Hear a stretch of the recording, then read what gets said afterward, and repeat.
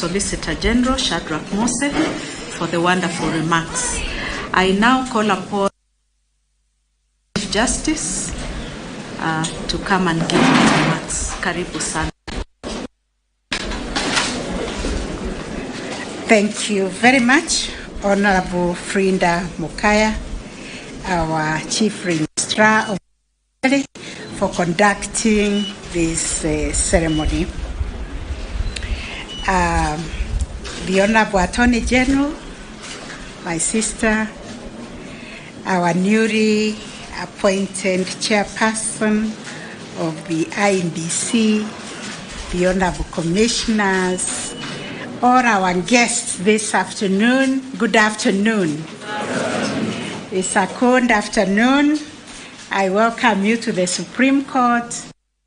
My apologies for our very humble facility where we entertain guests in a solemn occasion like this when you're sitting and others are standing.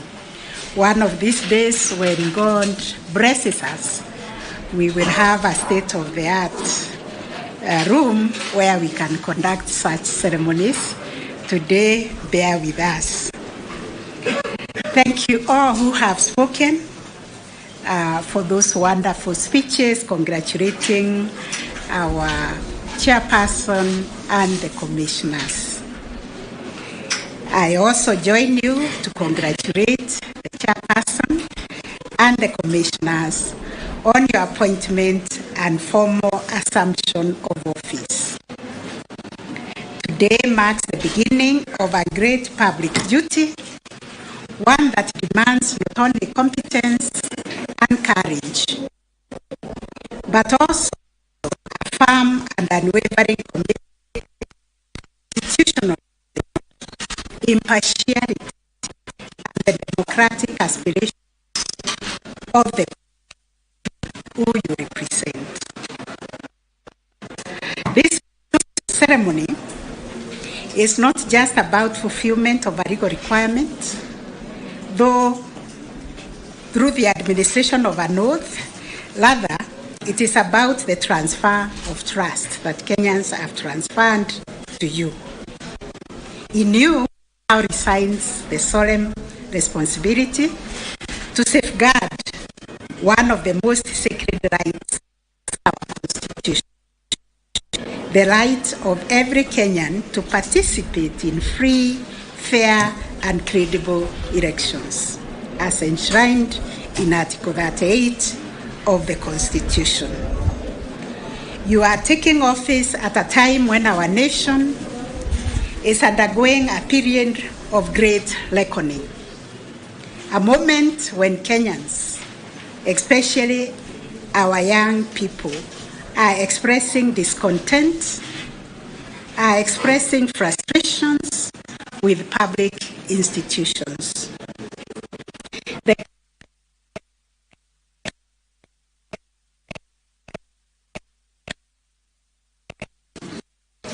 The cry from every corner is for transparency and justice.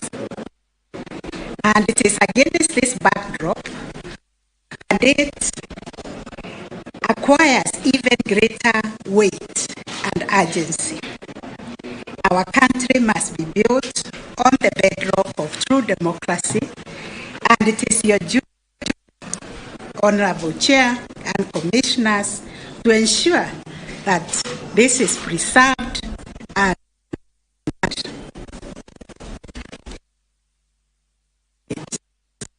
that the priority you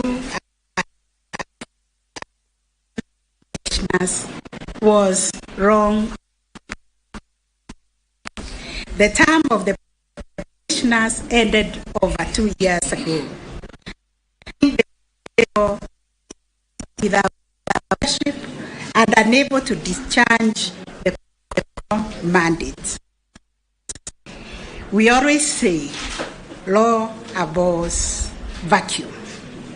This institutional vacuum has delayed several key processes that are vital to Kenya's democratic health. Now that the Commission has been reconstituted, it is imperative that you move with speed to undertake the critical constitutional and administrative functions that have remained in abeyance, and to begin in earnest and timely preparations for the 2027 general elections. The IEBC, as a constitutionally independent body, is not merely an election managing institution. It is of constitutional democracy. Your work directly impacts the legitimacy of the government, the stability of our nation, and the confidence of the people in the rule of law and democratic governance. You are now the custodians of a process that has in the past defined the trajectory of our nation, for better or worse. Let me echo the words for better or for worse, as often said in the church by the priest while solemnizing marriages. I am emphasizing this because Kenya belongs to the entire population of 50 million plus Kenyans who all have rights. These rights are spelled out in the Constitution and other laws. These rights are not a preserve of a few Kenyans. Kenya does not belong to politicians. It does not belong to the judiciary. It does not belong to the IEBC, the police, or any other institution. Kenya belongs to all of us, and no one has a right to trample over others. Each one of us, despite our rank or office,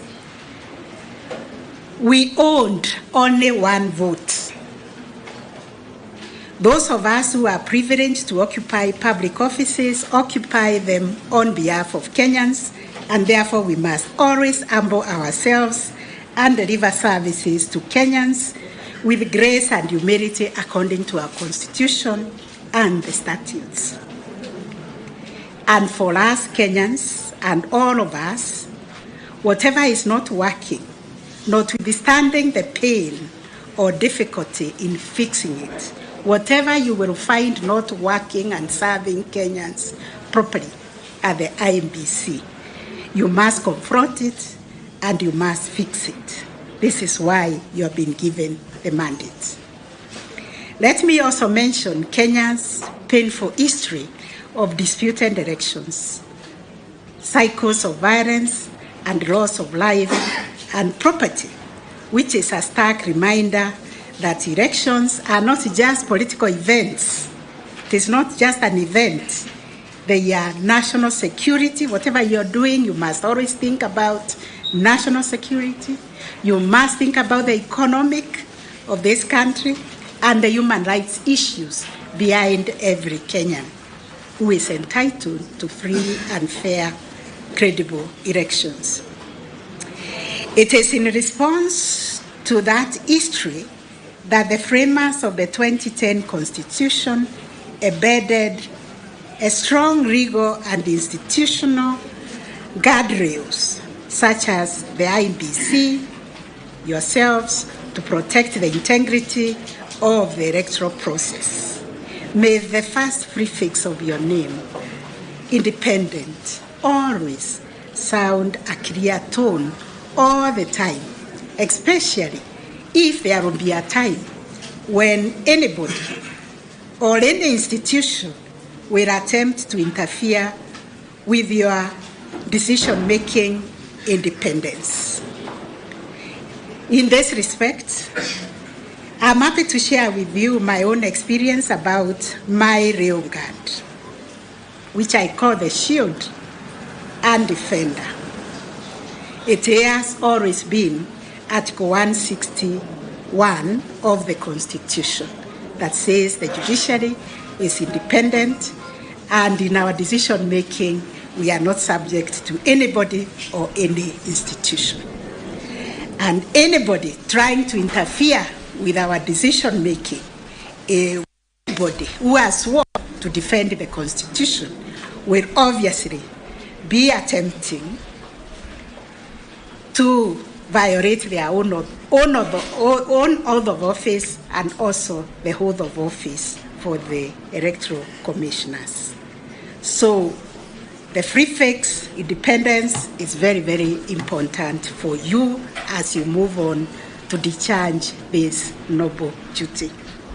You must therefore ensure that every decision, every action, every process you preside over adhere strictly to constitutional principles of fair, free, transparent, and accountable elections. The law requires, and the people of Kenya demand, that the Commission be and be seen to be independent, impartial, neutral, efficient, and professional. Let me also be candid. In the eyes of many Kenyans today, trust in public institutions has been waning, unfortunately. There is a pervasive perception that public institutions have become detached from the needs and values of the people. There is undoubtedly a great deal of public trust deficit, especially between the government and the citizenry, which requires serious engagement for us to rebuild. Being a woman of faith and listening to many clarion calls, I agree that 2025 in Kenya is the year of rebuilding our country, and it's also the year of repairing the breach.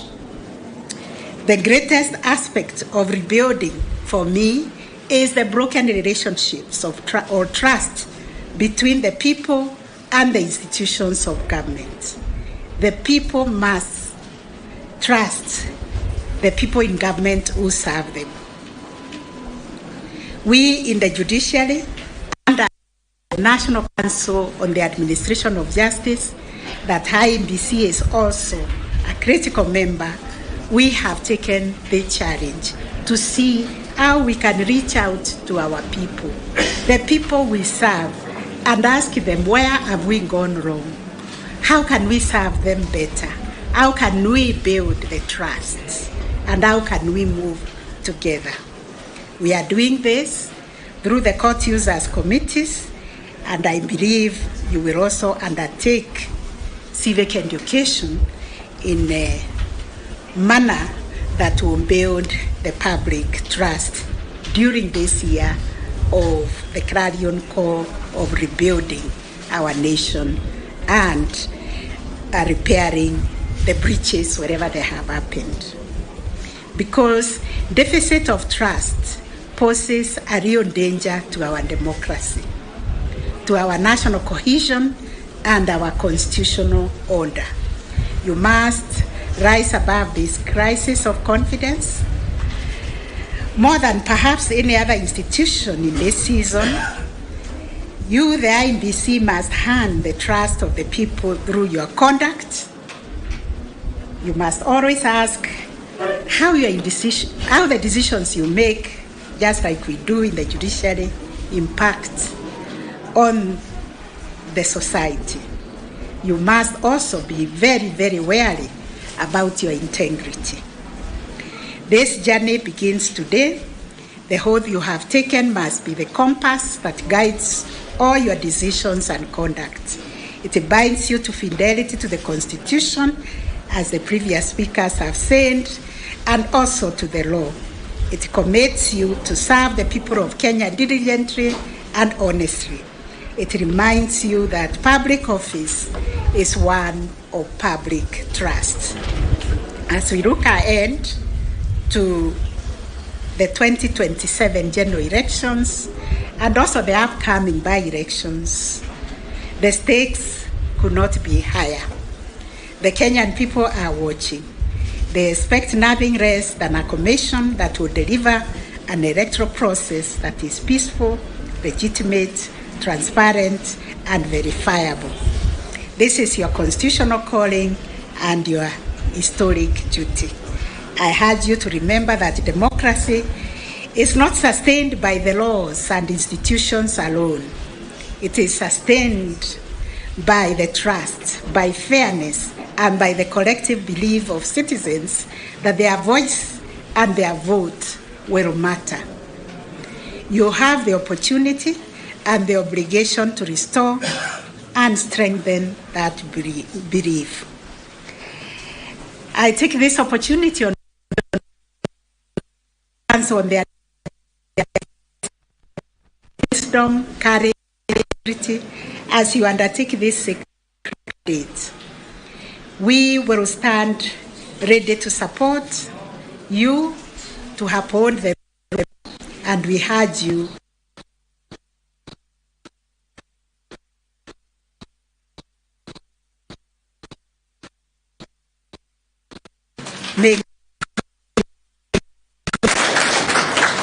may God shine his light upon you every day as you set out to serve Kenyans. Thank you very much. May you also serve Kenyans with grace and honor.